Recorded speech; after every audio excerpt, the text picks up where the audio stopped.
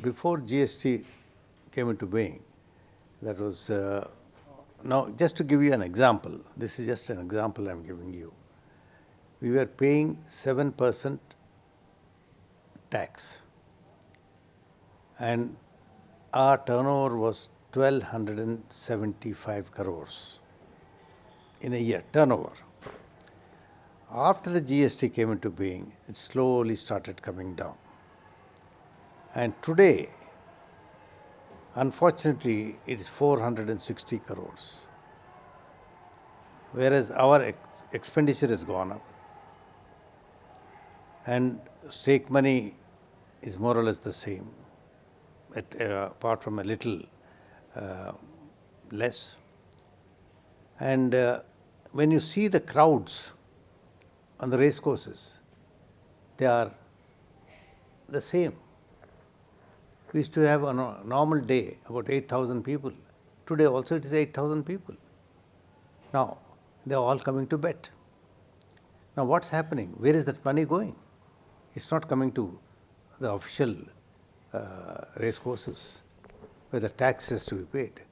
It's all going to illegal betting. We have brought this up to the notice of the government. We are saying, sir, by taxing high, the money is all going illegal. Now, we have also given them the example of cricket.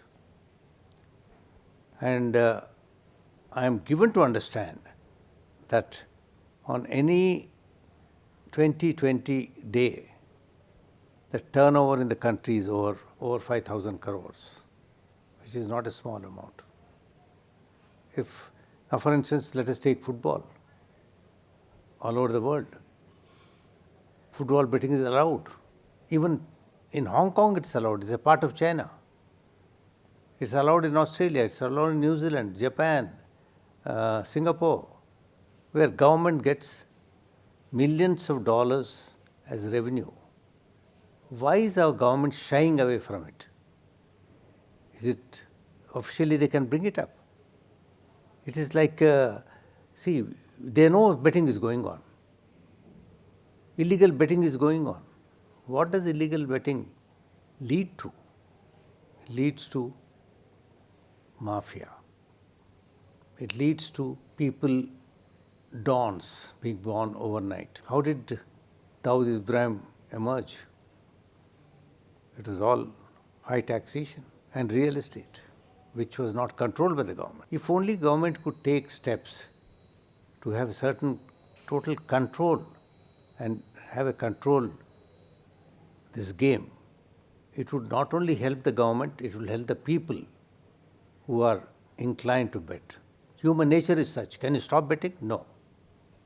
We have had betting from the days of Mahabharata. We all know about it. And still we are politicians. I'm a politician. I've been a member of parliament for 4 terms and an MLA for 4 terms. In spite of that, I'm saying this. We politicians do not see the reality. We play to the gallery. We are all, in short, we are all hypocrites. I'm sorry I'm saying this. See, I'm using a very strong word. Let us be practical. Let us help this country to earn money legally. Let us not say there are certain evils. There are certain unavoidable evils. Can we stop them? No, we can't. We can't. These are some of the things that we have to control and do it, which would really help the country to get more money for development. First, the owner goes to different stud farms, sees the breeding of the horse, sees also how much money he can spend on the horse. That is very important. What is his budget? Then he identifies a horse. He talks to the breeder. In case the deal goes through, he buys the horse. He gives it to a trainer, and the trainer is supposed to train the horse. And the owner pays monthly so much to train the horse and to feed the horse. And after the horse starts racing as a 2-year-old, and it's not earlier the to train a horse was cheap, but today the prices have really gone up. The inputs like oats, the food, the bedding, the salaries of the sizes, these are all have gone up. Now, as of today, it is a sport, but sport people who can afford it should come into this sport.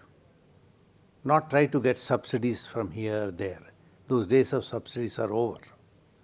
When the going was good, when we were paying tax, very low tax, we could afford to give tax subsidies. Today we are unable to give subsidies because we are struggling to survive, and as such, it is very important when an owner buys a horse, he must see, can he afford it? Can he look after it? Horse racing earlier was known as the king of sports. Horse is a beautiful animal. Horse has a long history. Horse is something that humans can never forget.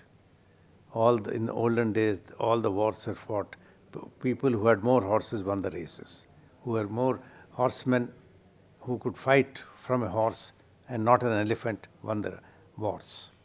Our history tells us. We in the olden days went along, we approached the invaders with elephants and thinking that elephant is a big animal.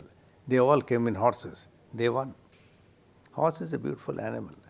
And this is one thing the government should realize, that horse breeding, the army needs horses. Now on the hills, on the northeastern borders, everywhere, still mules are used in thousands to carry your daily supplies. And the government should realize that they have to help breeding of horses, and not neglect it. Today in the horse breeding industry, there are over 1 lakh people, and these people have to survive. Their families have to survive. This is where the government should come into to their help and somehow help them. There are many other cups. Derby is there, and we have a lot of other big races.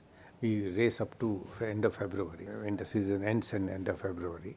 Then it again starts monsoon in July. From July to end of February we race. It's approximately 60 days. And this helps us we have over 600 horses here, racing horses. And we have about 200 2-year-olds. And it's a very big establishment. And government should see that this industry does not die.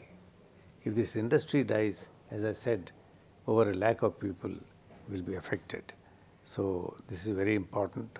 And we in Hyderabad are trying our best somehow to see that this industry survives.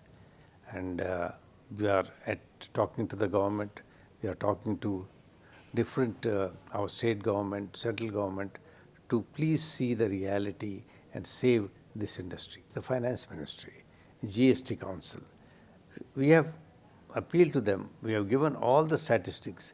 We have given statistics from all over the world. All over the world. We have told them what other countries are doing. For instance, in Japan, Agriculture Ministry runs racing. In Turkey, Agriculture Ministry runs racing. And in a lot of other countries, government has a lot of interest, may not completely run the thing, but they run the racing there. And we would welcome government to come and be a partner and help us to run this racing. Because we are interested in the sport, not trying to say that this is ours and we will not leave it. If the government wants to be partners, we say, please come. Because the benefit will be for you more than us. We have no other benefit. We are a Section 8 company. And we don't even get sitting fees to come here. It's a passion for us, horse racing. That's why we are involved in it.